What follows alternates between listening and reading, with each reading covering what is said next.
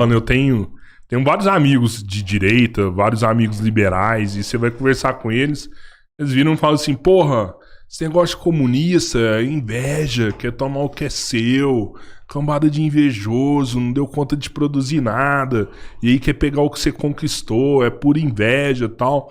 Mas a hora que você vai analisar de uma forma macro, né, você vê que o sentimento de inveja, de querer as coisas, olhar o que é do outro e querer ter também, tá muito mais ligado ao capitalismo do que ligado ao comunismo, ao marxismo. Você concorda com isso também? A própria crítica já é uma crítica que vai de encontro que a gente tá falando, é uma crítica individualista. Totalmente. Totalmente. Sim. Porque eu acho que o outro tá cobiçando uma coisa que é minha, é uma crítica individualista. Total. O oriental, ele tem muito a visão da família, né? Eles têm núcleos. Quando eu fui no Japão, eu achava assim, como ocidental, né? Eu achava um absurdo que eles achavam que a empresa era mais importante que a família. Então, na realidade, na cultura ocidental, o país para eles é uma grande família. Então, ele tem a família núcleo, que é a família dele. A empresa para ele é uma outra família, da qual a família núcleo dele faz parte. Eles acham que é a empresa que traz que provê o trabalho, que traz a remuneração, que traz tudo bem-estar. A organização, a empresa é uma grande família e o país, depois como um todo, é uma família só. Então ele sabe que ele está inserido numa coletividade. Por isso ele tem muito esse espírito de comunidade, de sociedade.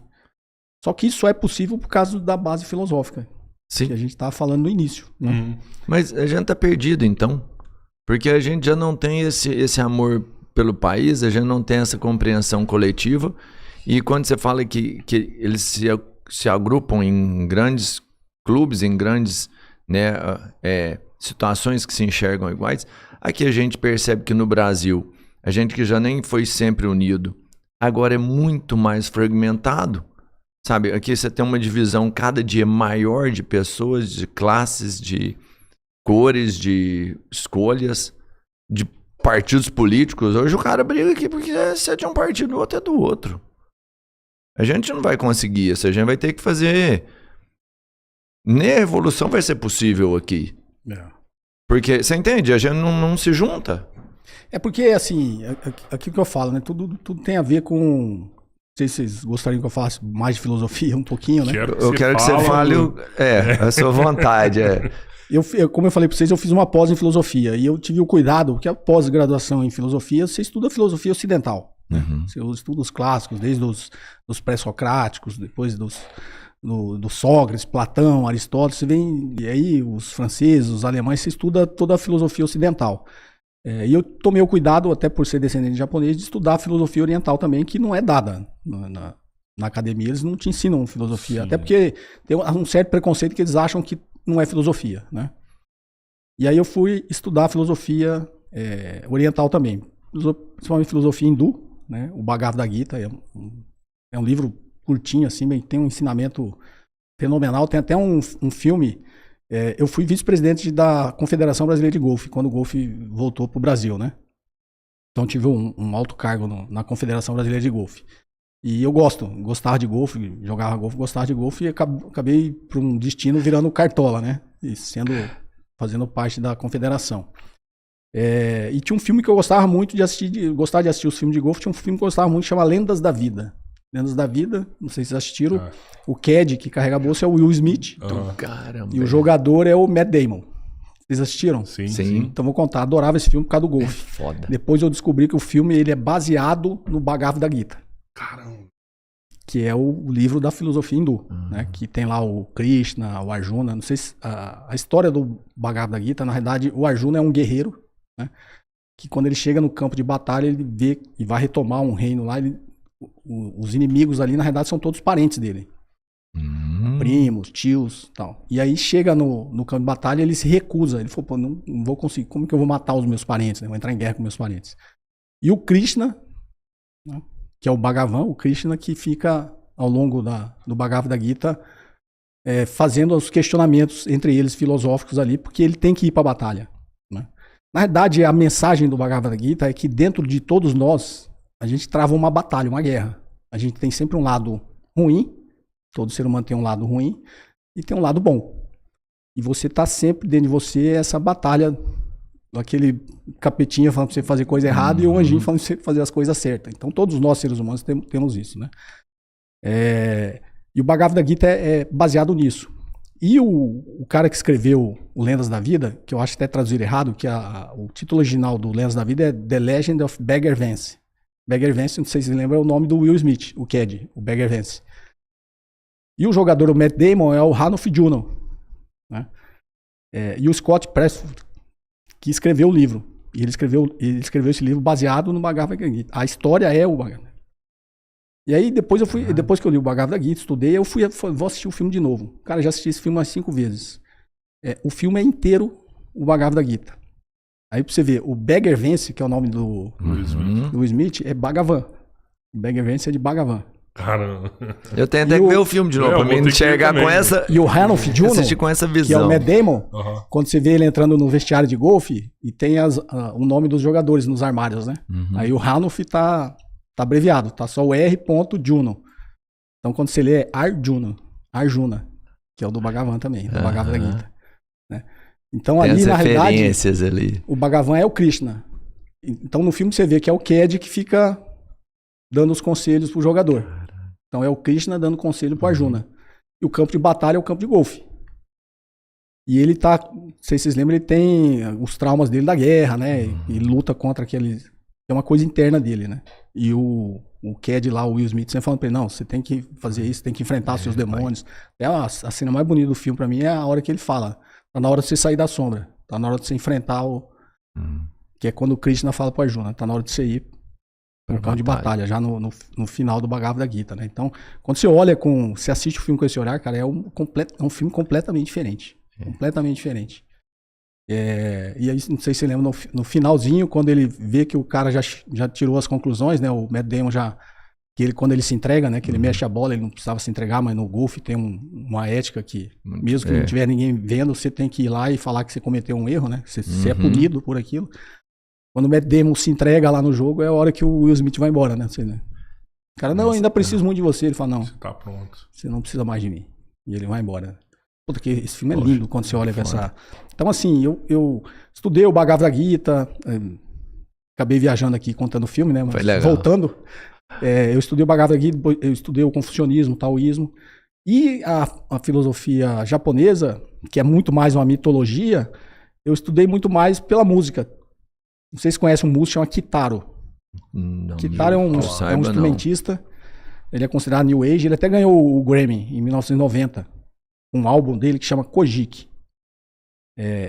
Chama Kojiki The History in Concert. A História em Concerto. E no Kojiki tem 7 músicas. E eu fui estudar o que era o Kojiki. O Kojiki, na realidade, é os manuscritos mais antigos do Japão que foram encontrados. E conta a mitologia japonesa, como o Japão foi criado. E é uma mitologia, como qualquer outra mitologia, muito parecida, que conta como tinha os deuses, né? E os deuses sempre ligados à natureza. E aí um deus que se tornou humano, que desceu para a Terra, cometeu vários erros.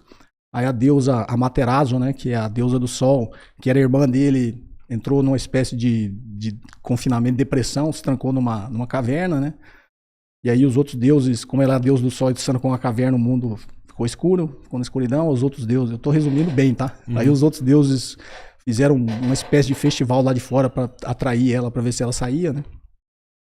E aí quando ela abriu a pedra da caverna e mostraram, na verdade botaram um espelho na frente dela, e ela não se viu no espelho, ela viu uma outra imagem no espelho.